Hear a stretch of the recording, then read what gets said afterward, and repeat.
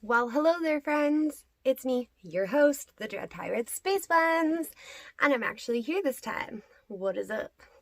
No, the voiceover stuff has been really cool, and obviously, I've not been staying up on all of this very well, but that is with good reason and good excuse, and that's because I've been learning how to do other things.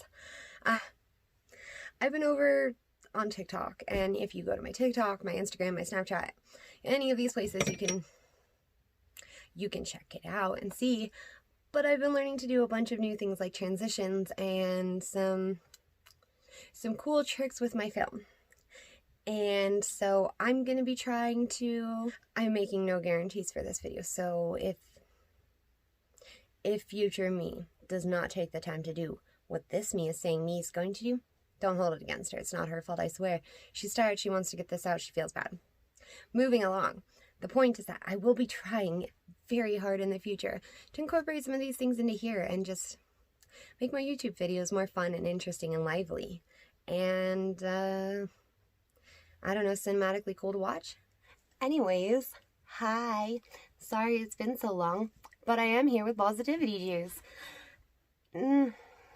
I wanted to do this one. I wanted to do this one for a little bit when I decided that I was actually going to talk about the people that really affected me and how they did so. He was one of these people that really jumped into mind. He was one of those teachers that was you need to be talked about. So we're talking about Mr. A. Mr. A was my junior English teacher. And when the year started off, I was not excited for English this year, which English is specialty outside of art, and that was not I was not pumped for this year at all. It wasn't any extra credit or anything, but he had a Friday special thing that he did that was, man, I don't even know what to call it except for my base inspiration for Positivity Juice. And that was where anybody in the class, and he would take the last 20 minutes of class just on Fridays, and if anybody wanted to share anything that they were happy about, felt thankful for, something that they found moving or empowering, or they, an idea they wanted to share and talk about and get discussion, whatever. It was open table with your peers, but the thing was, it had to stay at least nice. You couldn't come in there just to, go after somebody or be mean to somebody like that. You had to, do certain things. So at first, of course, I was extremely skeptical. You ain't never gonna catch me doing that. I don't know how long it took, but I don't think it took very long before I did cave. And it was in part seeing other people in my class be brave enough to get up and share things. Other people in my class shared things that let me know I wasn't alone anymore. I wasn't so weird as I thought it was. And here's a throwback that's probably going to age the crap out of me, but they used to be called bumper stickers on Facebook back when Facebook was still trying to take MySpace's place. And they used to just be little square, stickers that you could stick to your page. And anyways, a lot of times they were filled with quotes. And you used to be able to do something similar with MySpace. I don't remember what it was. You used to do this all the time. It was the thing. But that was where the whole thing with quotes really came in, was these were things that just helped me get through high school, whether they were, cathartic releases, more or less, things that I didn't feel like I could say, I didn't feel like I could get out in other ways, but I just needed somewhere to put them, or whether they were really things that hey, I really feel that, and what you're saying about being able to move forward, or what you're saying about it will get better one day, it just helps. And sometimes that's all it was. But I remember eventually people got brave, and other people did share quotes. Just quotes that they liked, quotes that they found inspiring, moved them, helped them through the situation, whatever. And that really, I'm not the only one. And I think it was pretty soon after the girl I'm remembering shared hers that I was Yeah. And I started just trying to decide, what did I even feel like I'd be okay with? And I will never forget it. And it was because I love to watch Criminal Minds. That used to be one of my favorite shows. Oh my gosh. Anyways, and no, it was not for the plot, before you go ahead and say that. It was for the literal plot, but I was going to say that, and that doesn't make any sense here. Anyways, I really did like a lot of the story they created. And right on the plane back home, and there's always the iconic plane scene to end the show, and it was the line ending and opening the next episode. It was gloriously beautiful. But it says that fairy tales do not tell children that monsters exist. They simply tell them that dragons can be slain. I probably messed that up in some way. Y'all already saw my Full Metal Alchemist one. Y'all know I do this all the time. None of that matters. The point of that. It was the point of that. And I'm going to be honest. We were reading Beowulf at the time. And per his decision, it wasn't necessarily like a requirement or anything, but he thought this was the better way to do it. One of those things we were quite angry at him for a little while. Get back to that. We read Beowulf, and it's like, I don't even want to say it's original form, because that's not like true, but it was some old English, and it hurt. The discussions hurt.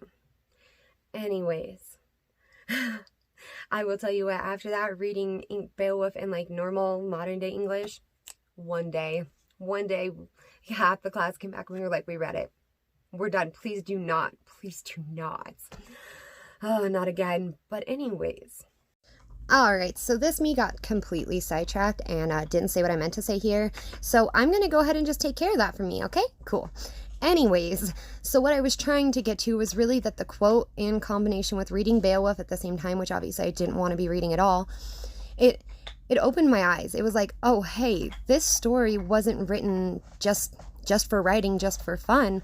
This story was written to help kids, teens, people back in that day understand that there was a chance. There was a reason for the fight. There was a way to win still against the monsters of their day. And I guess it opened me up to what more storytelling was, even modern storytelling, that was simply a way of telling us that, we can overcome bad things, bad times, bad events, bad people. We can always win that fight. I think this was actually the first time that I felt like I really lived like a sponge. And it's because it gave me the opportunity to not only bring something that I liked so much and that honestly meant so much to me to a group of people that I really respected and I thought were cool, but it also gave me the opportunity to open that conversation with them. And a conversation that I was too afraid to have, that ended up helping me grow and helping me learn so much that I couldn't have without these people. But even then, I thought that was something that would go away over time. You weren't really going to think about that forever, right? It wasn't going to be one of those quotes that stuck with you. Yeah, I was wrong. I was completely wrong. I find myself a lot thinking about that one. Because living life like a sponge isn't just about absorbing knowledge.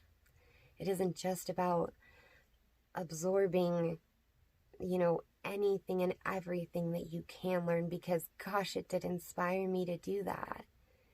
It inspired me that if you were given the opportunity for something, gosh, take it. Enjoy it. Especially if you want to.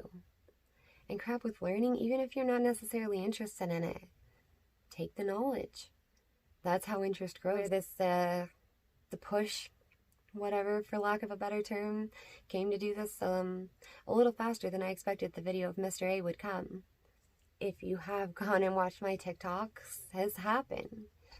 Even with learning to dance, I'm not a dancer. I was legitimately a band geek. I played the flute. I'll out myself there. I will say we did one coordinated dance as a band. It was a thing. The thing about that is I was never very good at it. And pretty much everyone let me know that. So this is quite the step for me. Dancing was quite the step for me. Getting these film transitions, though, that's like a world barrier that I never really thought I was gonna get into. It may be just a few videos so far, but honestly, I have a lot more planned. I become a little obsessed, but it's fun, and I learned that I can do things I never thought I'd be able to do. I learned that I can do things, gosh, that I thought were too hard, that I thought were too far out of my reach. And I guess I just want to leave it on one other thing too. We always associated that to knowledge. We always said that living life like a sponge was about knowledge. A sponge doesn't have a choice. A sponge doesn't get to take in only the good things, only the things that it needs. The sponge takes in everything. And that's kind of the way we are too. Like it or not, if you, oh, I don't like feeling sad, so I just don't feel sad. Yeah, me too, don't worry. I don't like feeling sad either. But it's balance. And we're sponges. We need the balance of water coming in to keep us from getting dry. And that water can be good or bad water. It can be clean or dirty. You know, whatever you want to look at this as. And you can't really stop it, and you can't really choose which is which. So at this point, you have to embrace it all. And just live like a sponge. This is an experience. YOLO, you guys. This is all of this. The good, the bad, the happy, the sad, the sick or not sick. It's the experience. So we gotta enjoy it. And I hope you guys will remember that. Yeah, that's all. Anyways, Dread Pirate Space Buns, gonna sign off finally.